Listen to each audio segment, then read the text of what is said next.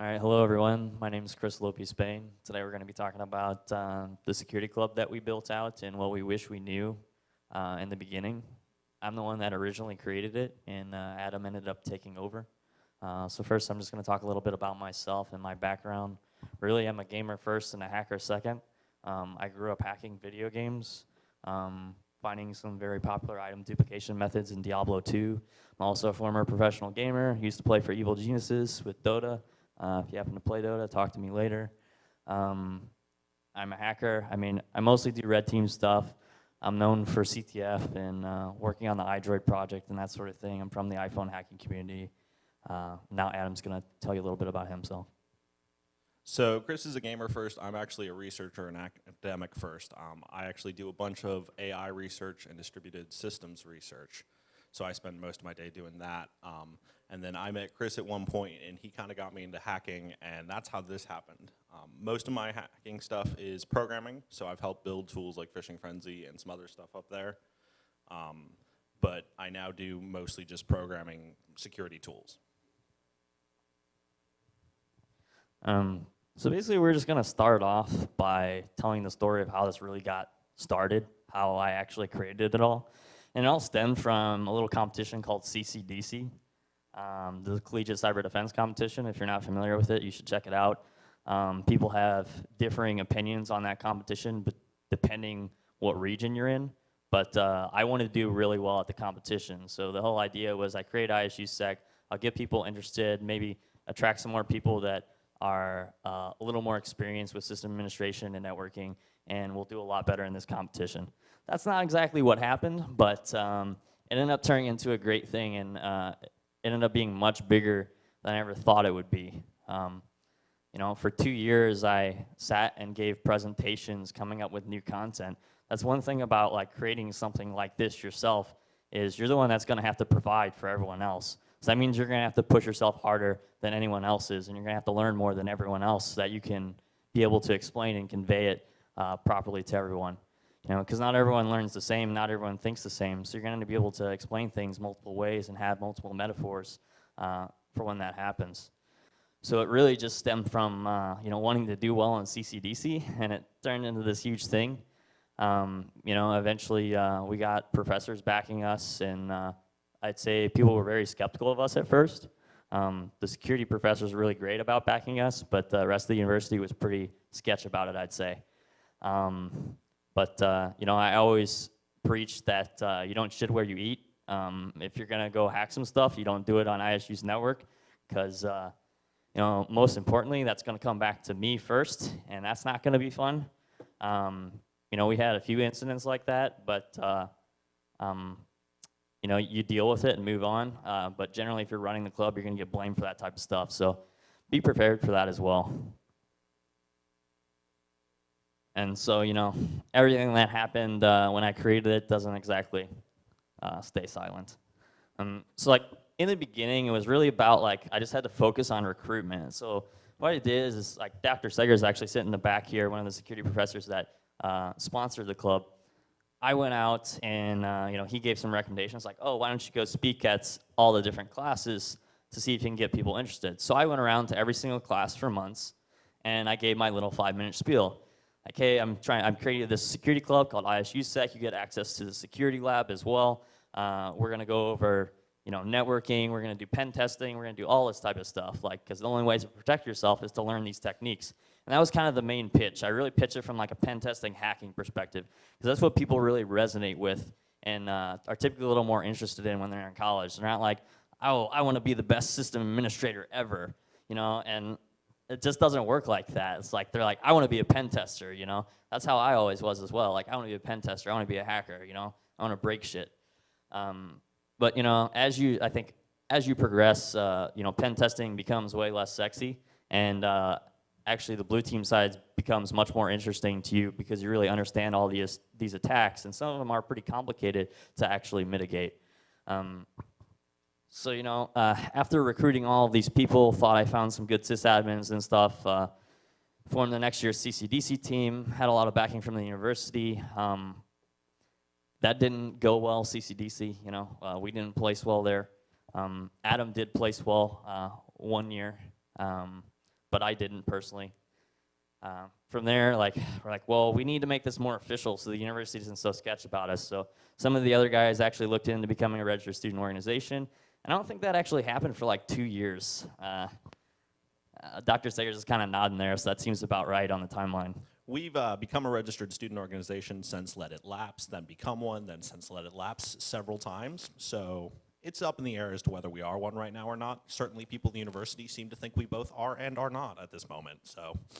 Yeah, and I think the main thing starting out was, I mean, I was even trying to get involved with CCDC. One of the other professors was running it, and I was talking to him about the iDroid project and stuff, and he didn't seem interested in getting me involved. And you know, eventually I did more of this iDroid project stuff, and it really got me some claim to fame, and then they started getting me involved. Ironically, it was actually the way I got involved with CCDC and all this to begin with, playing the first year, was I got caught for cheating on programming. Someone had copied my code, and so I was having a discussion with him and asking him all these questions. He's like, you should get involved with CCDC. So how ironic, you know, get caught for cheating supposedly and then really get involved. But, you know, like I said, CCDC didn't do that well. We had a little lab. The lab really started out as a closet, and that's where we were meeting. It was like me and a couple other people in this little closet. We had old machines that we had gotten from like networking or whoever else at the university, basically all the stuff they didn't want, really old machines. And so I sat in there and I would even go through just like hardening Windows systems and stuff like that. It was super boring at first, like people really weren't into it. So that's why I really started going more the red team route and starting to go around to all the classes and like, hey, I'm gonna teach you how to hack. Like I've been hacking for a long time. I know how to do this stuff and I'll push myself further. And we can actually learn this stuff together and grow and feed off of each other. So then after that, I was like, well, maybe I'll actually get some professionals to come in to like back up what I'm actually saying, because I'm just a student too, like everyone else. So I actually had a few professionals come down. David Young from Discover, because I interned at Discover. He came down and spoke. I had a couple of recruiters come down and speak. I think that's really important. But the main thing is, I didn't really have any idea what the fuck I was doing. Like, I had no clue at all. I was just kind of winging it. I was like, yeah, I guess we're going to talk about Nmap today. You know, this is how a SYN stealth scan works. And that's kind of how it went. But, it turned into this big thing. And definitely once Adam took over, it got way more organized and that sort of thing. Like, honestly, when I ran it, it was kind of just like this little kind of crazy chaos community that did whatever. Like, yeah, the motivation was to do well in competitions, but that didn't work out so well. I'd say one of the things that Adam really did was get all the university support, and I'll let him talk about that a little more. So, I mean, one of the things that had to happen at some point is that we basically were this like group of people meeting in a lab, and we would say we were hackers. And if you say you're a hacker to a director of the university, they immediately freak out. Like, you can just watch this look of sheer terror just go over their face as they go, oh my God, what have we done? And I'm going to talk about this a little bit more later in the slide, but it's important that you have a little bit of a pitch to be like, no, we aren't hacking your stuff, I promise. And for all the members who are going to hack things, have conversations with them at some point, and please explain to them that if you hack the university's things, it comes back on the club. It's happened, Lopi's had it happen to him, I've had it to me, where we've gotten calls from people upstairs that basically say, yeah, so this box was popped, you wouldn't happen to know anything about this, and I just go, hold on one second, like, I'll go check back here. But it is important that you like have basically a little elevator pitch almost to go back and say, no, like, we're not hacking. And in some point, it helps to be a security club if that works better as a descriptor of yourself, because that's less scary and there's a lot more jobs in that. So you can say, look, we're a cybersecurity club instead of an ethical hacking club, because cybersecurity has jobs and university administrators love the words job. Yeah, you know, it's especially even when you're doing public speaking engagements, like he's saying, this elevator pitch going around to all the classes is like, not to say hacking, to say that you're teaching pen testing, you know? Like, use the proper terminology, make sure you go out there, do your research, know the terms that you need to use to spin it. That's like one of the main things that I did wrong, I would say. And Adam was really good about coming in and kind of helping with that. At least I did it really wrong at first, and then I started to learn. You know, I kind of set a precedent, and Adam really took that to the next level. So I would even, at conferences even, like I say public speaking, but I would even go to conferences, and every time I talk to someone, I would bring up this club. Even if you ask around now, people know about ISUSEC. And that's for a reason. Like, we've promoted it a lot. It's not like we just sat around and did nothing. You know, like every conference that I was at, every person that I talked to, I told them about ISUSEC. This is what I was doing. That's another important thing to do when you're at cons in general. This also has the fringe benefit of you will occasionally meet people who are A, alumni, or B, local to you, who want to come and speak or want to come help and contribute, which is a great way to kind of get in touch with the community in some sense. Some of the speakers we've had were literally because we were sitting at an after party or something, we're like, hey, we run ISUSEC, and they were like, oh, I live 10 minutes from you. You want me to come talk to your students sometime? I think the greatest example of public speaking I have now is from last night. I did a drunk talk/rant last night about education and mentorship, and the guy's actually sitting in the back of the room. I won't point him out, but he came up to me and he said he agreed with everything I said and tell me about Hack for Kids. Well, we got to talking. He's ISU alumni and he works Project Zero for Google. He's one of the 8 members of that. So, you know, you never know who people are going to be, and it's best to just go out there and say what you think and speak your mind and promote your stuff. I mean, even if other people think it sucks, it's what matters is what you think about it. You know, if you think you're doing good things, then keep doing it. Like, don't listen to the naysayers. Don't listen to the negativity. We had a lot of that whenever we were doing it. At least I had a lot of it, particularly. I think we still get it sometimes. I mean, I'm further disconnected from the club than Adam is, but it comes into the whole political thing, right? You need to be using the right terminology. You need to know who you're talking to. If you're talking to a director, you need to speak to them way different than you're talking to the students. You know, it's a different level of engagement. And so it's something that you also learn in business, but you know, it's better to learn it at a university than to learn it live and make mistakes. So this is really how you make more money. I mean, I ended up making a bunch of money because of all the stuff that I did.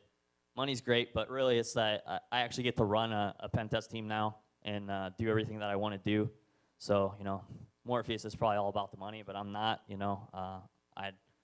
I'd happily do this for free, to be honest.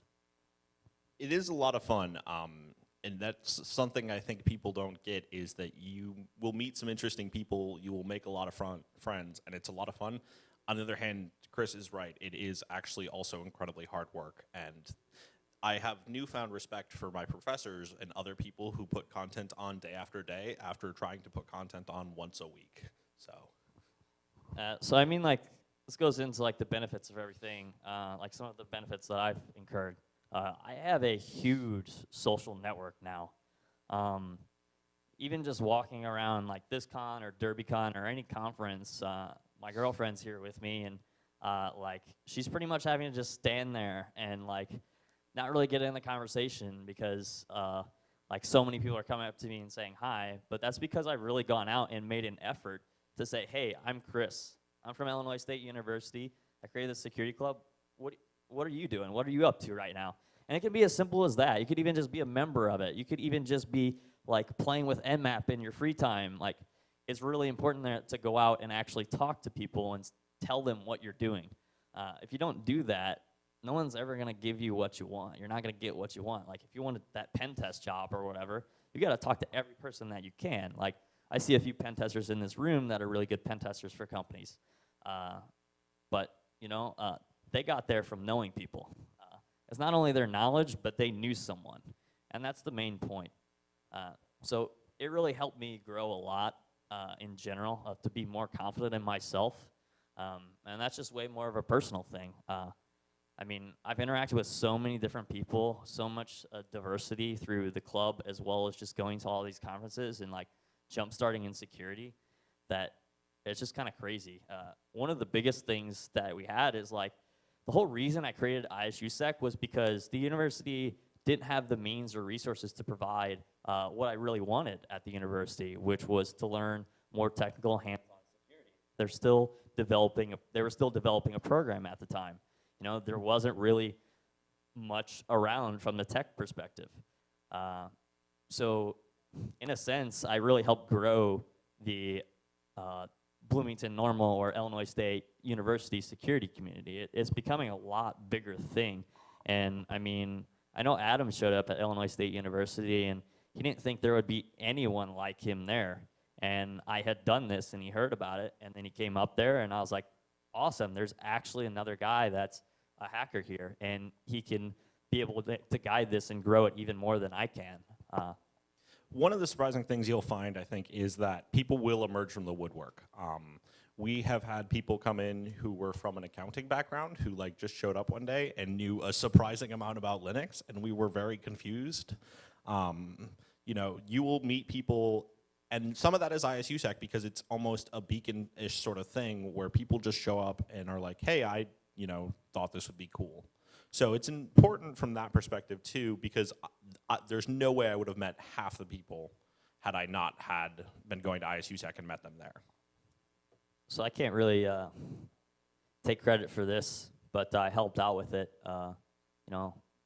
Illinois State University created a high school version of CCDC, and so there was a kid named JP who is at this conference now. He's 19 now, and he showed up, and I hacked him all day and stuff, and then he asked me a bunch of questions. I sent him a bunch of resources. Every year he got a lot better, and I'll be honest, in the last year, I did some pretty dirty stuff to actually own him, like social engineer our own white team or blue team that was running the competition, spoofing emails to them to force them to reset boxes so then I could auto-pwn and backdoor his boxes. But that was more of a personal challenge between him and I. I don't think he really knows that I gamed him like that, but it happens. White team figured this out. We were less than thrilled. Yeah, so, JP, after he competed in the competition, he was actually taking math classes at ISU, even though he's a high school student. And he started coming around ISUSEC. I think that's another thing that you need to be open to, is anyone should be allowed to come. I think we kind of ran into to some issues, but the professors were able to work it out where if you weren't an IT student, you couldn't get to where our talks and stuff were at. But they were able to make a special list and stuff. And even whenever I wasn't taking IT courses anymore, they got me on that list so I could still access the labs and still come to everything. That's actually a really important point. We actually did eventually move the location that we gave lectures and labs in, one, for size reasons, and two, because we kept running into this problem where we would have people from outside of IT who wanted to come who weren't able to get into our IT labs. And I would emphasize that as an important point, that if you're thinking about starting a club, consider putting it in a place where everyone as a student can get to it. And even people who aren't students. We've had a couple times over the years where people from the local community who are security-oriented have popped in and just said hi. Not really to learn or anything, but just wanted to meet us, knew that we were security people, and they were recruiters from the local technical companies. And they had sent either me or Chris an email, and they had been like, yo, I would like to meet you guys. I'd like to stop by and say hi. So putting it in a place where everyone can get to is important. So by doing the whole Central Illinois high school competition, we did promote a lot of security awareness and security education, not only just through, ISUSEC and doing the collegiate talks and that sort of thing. It was, we were reaching people on another level, which was really cool to see. Not only did we educate all these people, but a lot of them became my friends. Like JP, he's, I'm 8 years older than him, but I love that kid to death. He is so smart.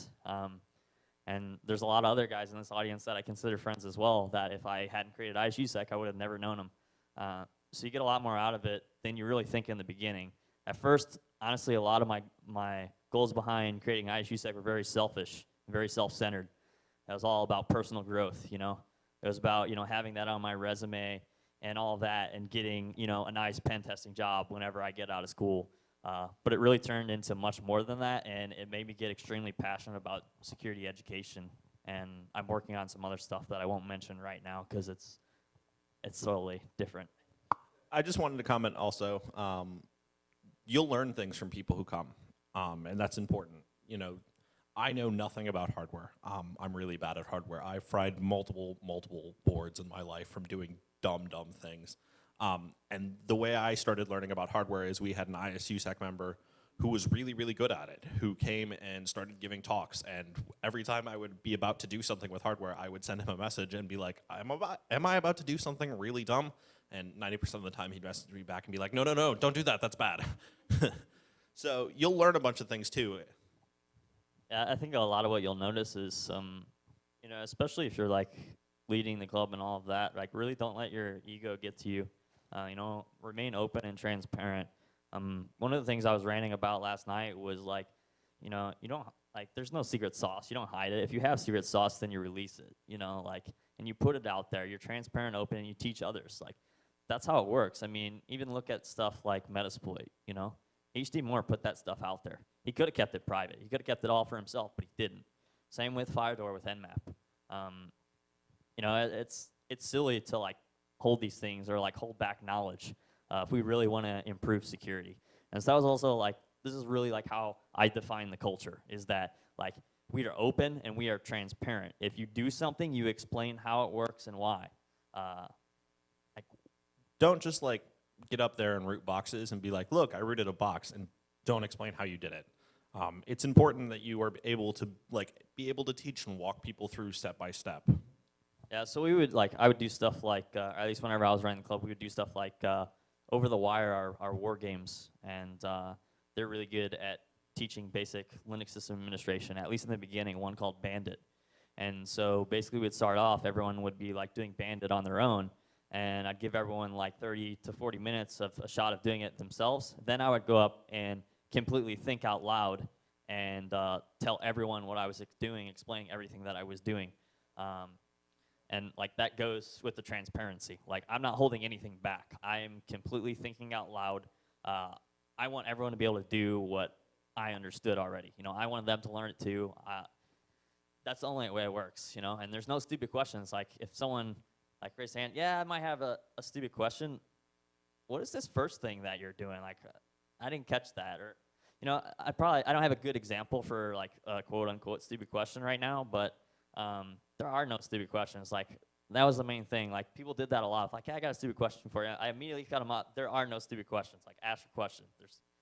We've had people who came in knowing literally what a command prompt, didn't know what a command prompt was, and are now working successful pen testing jobs. And they literally just sat there in the back of the classroom, and every time they came across something they didn't understand, which was frequent because they had never done this before. This was their first introduction to this. They would just raise their hand. And one of the interesting things I found out is the adage that if somebody's raising their hand and doesn't know something, there are other people in the room who absolutely are in the same position. So if somebody's raising your hand and asking you a question, and you would think it's obvious because you've been doing this for 6 years, and of course that's how the bash shell works. Well, they're doing it, this is their first day, they don't really understand it, and there are 3 other people in the audience who are too shy or too embarrassed to speak up who are also having that question. I mean, really, please don't make it political. Like, there are other IT clubs out there for Collegiate, like AITP and ACM. I found those clubs to be extremely political. You couldn't really get what you wanted out of them unless you wanted to play like a huge politics game with them. So, I mean, they all do have a way different focus than us, granted. So I was really, like, it goes back to providing what didn't exist at ISU already.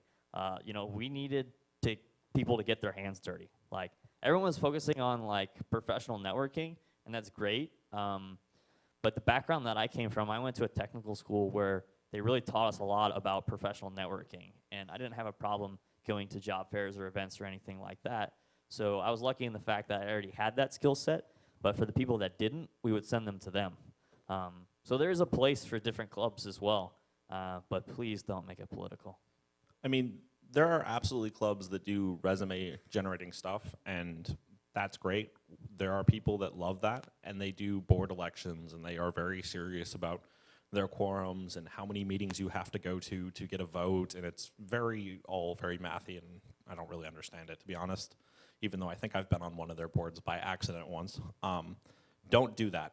If people want to contribute, if people want to help, just let them help. And the #1 rule of the club was the golden rule: treat others the way you want to be treated. It's not like, shut the fuck up, noob, you don't know what you're talking about. You have to be polite. It goes back to like dropping your ego. Like, we're not gonna get anything done in security if people don't drop their egos, and we're not gonna educate people if we don't drop our egos. Also, just a real quick tack on point, one of the other cool things that you can help inspire in some ways is if you have shy members who are really smart, encourage them to help people. There are people in our club that are not perhaps public speakers at some level, or don't want to be, helping people, and you can be the person that's like, no, it's gonna be okay. You can step out on stage and say things in front of people, because it's the perfect